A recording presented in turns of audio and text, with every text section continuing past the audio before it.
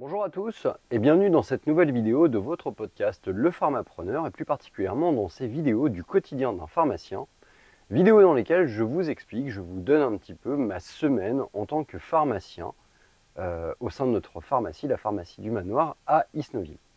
Alors pour le coup, pour cette vidéo, nous sommes dans la première semaine des vacances de la Toussaint et du coup, forcément, l'activité se retrouve à être un petit peu impactée par une diminution de la fréquentation.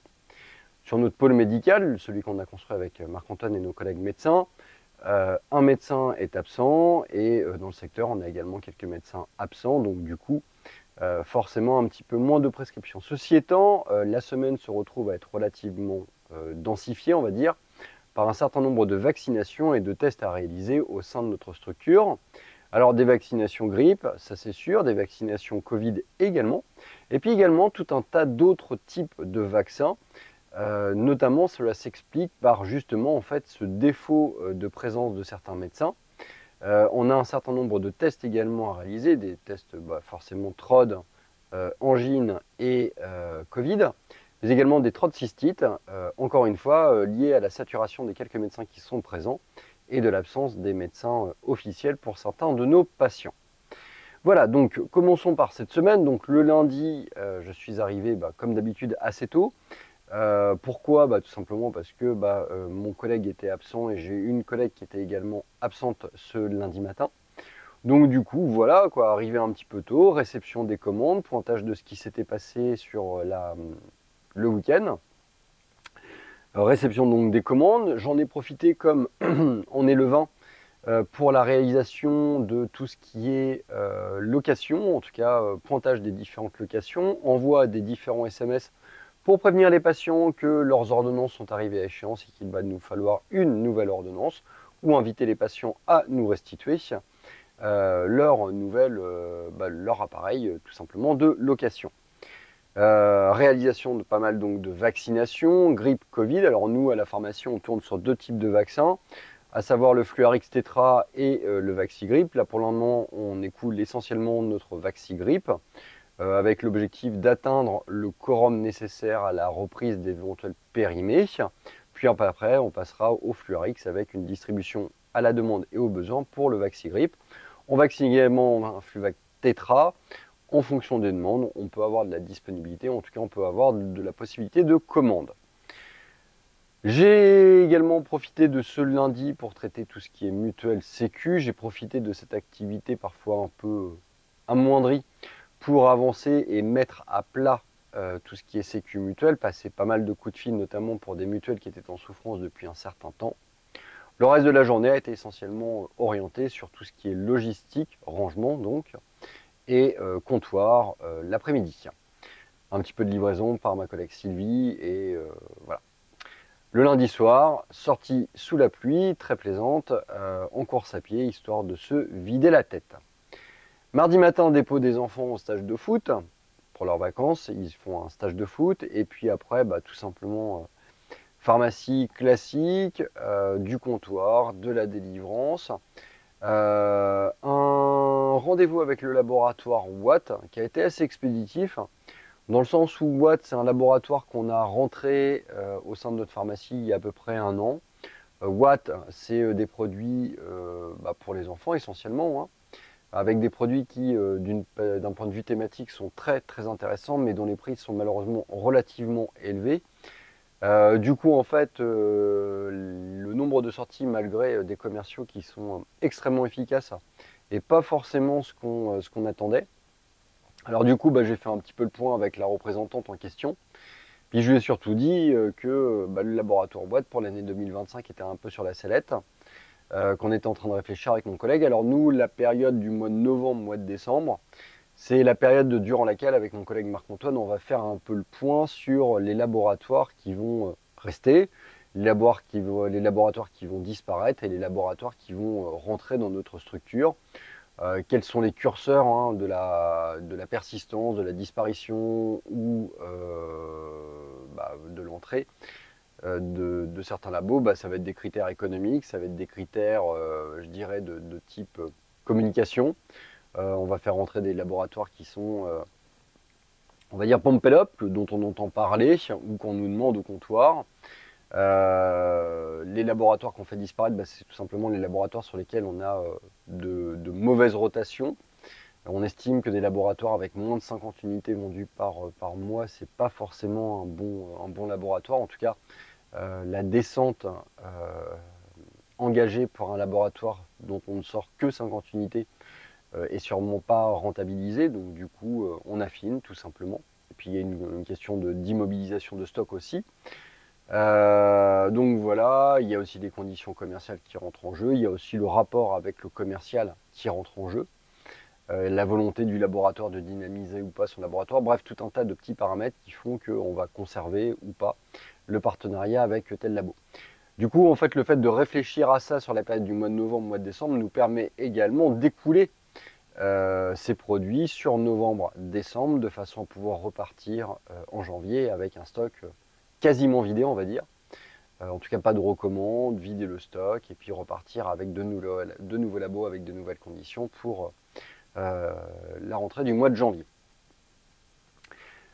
L'après-midi du comptoir, la préparation des promotions vidéo sur notre Facebook et en vidéo sur nos écrans de contrôle, de la logistique robot également, avec la réallocation d'un certain nombre de goulottes et de plateaux pour des nouvelles références qu'on a reçues de la part du laboratoire Biogarant, notamment tout ce qui est cholécalciférol, tout ce qui est acide acétylsalicyllique et les génériques du Liptrusé.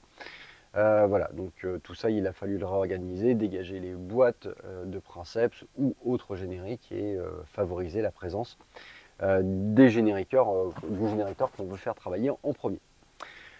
Fin de journée classique, du comptoir, de la délivrance et des vaccins. Bref, rien de particulier. Mercredi arrivé tôt, réception de la commande de Biogarant en générique, grosse commande.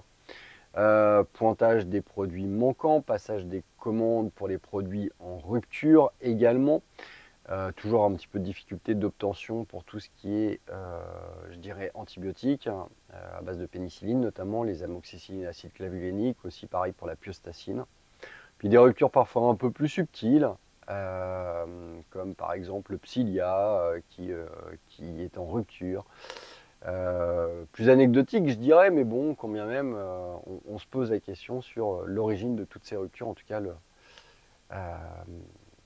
c'est pas des médicaments fondamentaux avec des grosses rotations et on se dit que bon, factuellement, en fait, ça peut toucher vraiment tous les produits et c'est un petit peu compliqué de travailler comme ça. Rendez-vous avec le laboratoire ROC.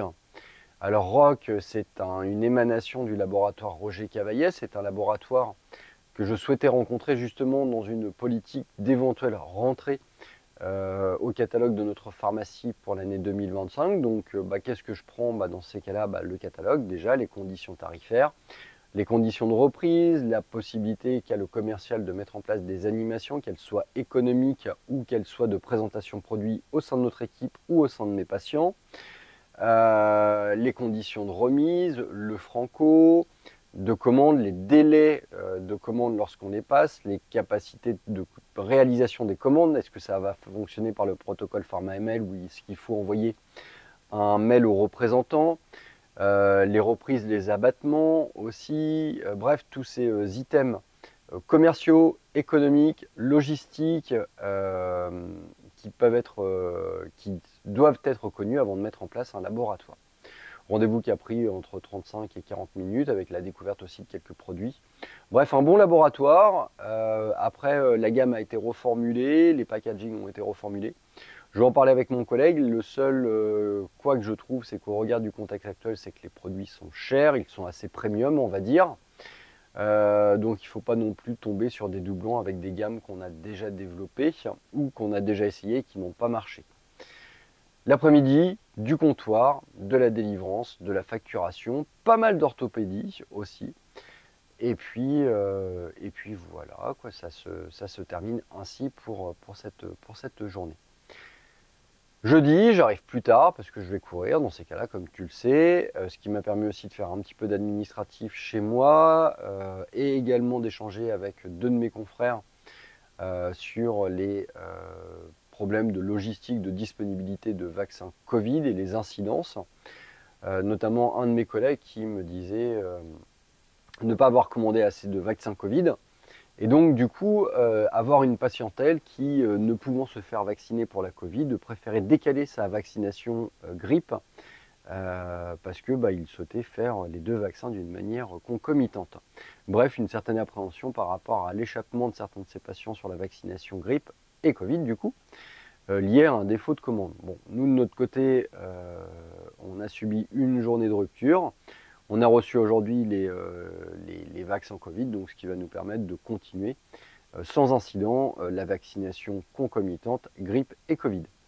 L'après-midi du jeudi se passe plutôt bien avec un effectif efficace, comme d'habitude, du comptoir, de la vaccination, une grosse mise à jour du logiciel WinPharma pour encoder un certain nombre de nouvelles facturations de vaccins, la Brisevaux par exemple, et puis voilà, donc fin de journée classique avec des passages de commandes, notamment des commandes pour les autres génériqueurs, EG et Sandoz en l'occurrence, pour atteindre le quorum de fin de mois pour ces laboratoires vis-à-vis de notre grossiste. Vendredi, samedi, pour moi, c'est du off. Je passerai vraisemblablement samedi pour faire un pointage sur les différentes locations et la finalisation d'un certain nombre de promos pour les écrans vidéo. Comme la semaine prochaine, je vais me prendre quelques jours en fin de semaine. Sur ce, je te souhaite une bonne fin de semaine, je te souhaite bon courage. Tu verras cette vidéo sur ta 2e semaine de vacances, donc bonne fin de vacances si tu es en vacances. Je te dis à très bientôt pour une prochaine vidéo de ce quotidien du pharmacien. À très bientôt.